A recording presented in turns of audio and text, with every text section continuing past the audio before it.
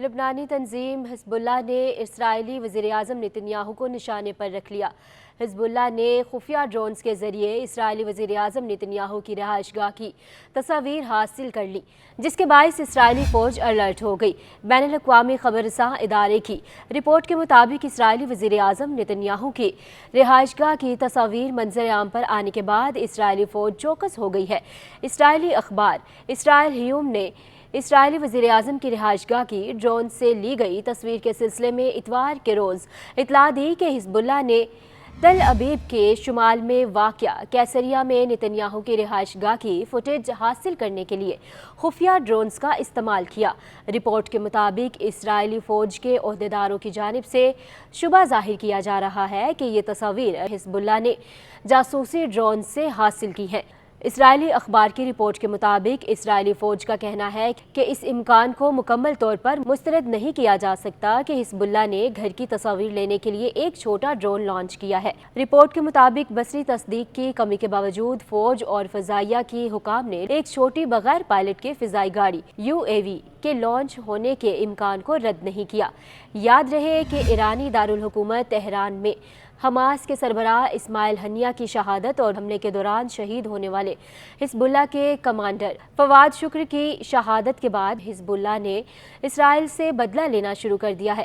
حزب اللہ نے 2 روز پہلے صہیونی فورسز کے 5 فوجی مراکز کو میزائلوں سے اڑا دیا تھا، جبکہ شمالی مقبوضہ جولان کے علاقے میں ڈرون کے ذریعے تباہی بھی مچا دی تھی۔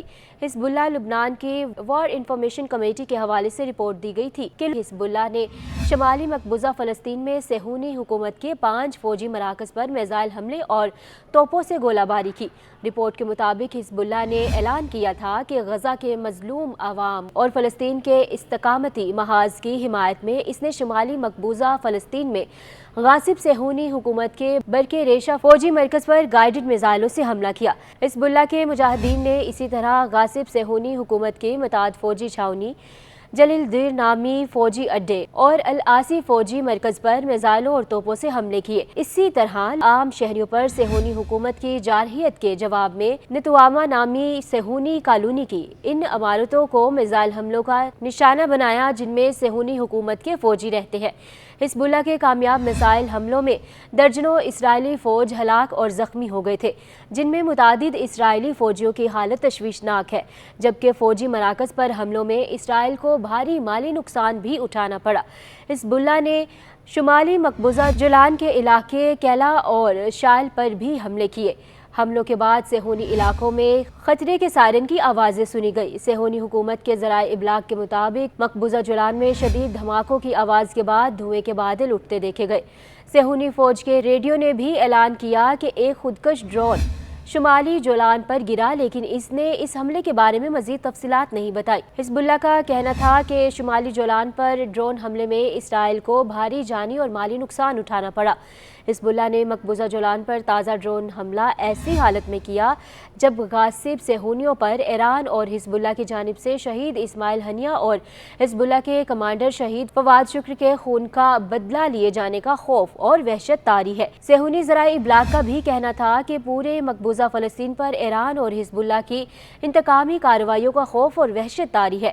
یاد رہے کہ استقامتی فلسطینی محاذ کے آپریشن طوفان الاقصی کے بعد جب غاصب صہیونی حکومت نے اپنی ناقابل تلافی شکست کا بدلہ فلسطینی عوام سے لینے کے لیے غزہ پر وحشیانہ حملے شروع کیے، تو اسی وقت سے حزب اللہ نے شمالی مقبوضہ فلسطین میں صہیونی فوجی اہداف پر حملوں کا آغاز کر دیا تھا۔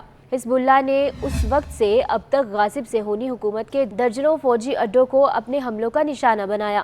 حزب اللہ کے حملوں میں بہت سے صہیونی فوجی اڈے، صہیونی فوج کے درجنوں ٹینک، بختر بند فوجی گاڑیاں اور دیگر وسائل تباہ ہو چکے ہیں۔ اس کے ساتھ بڑی تعداد میں غاصب صہیونی فوجی ہلاک اور زخمی بھی ہوئے ہیں۔ ادھر امریکی ایئر لائنز نے مشرق وسطیٰ میں کشیدگی کے سبب اسرائیل کے لیے پروازیں بند کرنے کی مدت میں آئندہ سال اپریل تک توسیع کر دی ہے۔ بین الاقوامی خبر رساں ادارے کی رپورٹ کے مطابق ایران اسرائیل کشیدگی اور غزہ میں اسرائیل فورسز کی وحشیانہ جنگی کارروائیوں کی وجہ سے بڑھتی ہوئی علاقائی کشیدگی کے بعد یہ فیصلہ سامنے آیا ہے کہ اسرائیل کے لیے پروازیں معطل کرنے والوں میں United Airlines, Delta Airlines, Lufthansa, KLM، Air France اور کیتھے پیسیفک سمیت دیگر بڑے کیریئرز بھی شامل ہیں۔ 7 اگست تک 20 غیر ملکی فضائی کمپنیوں نے اسرائیل کے لیے اور وہاں سے اپنی پروازیں بند کر دی تھی۔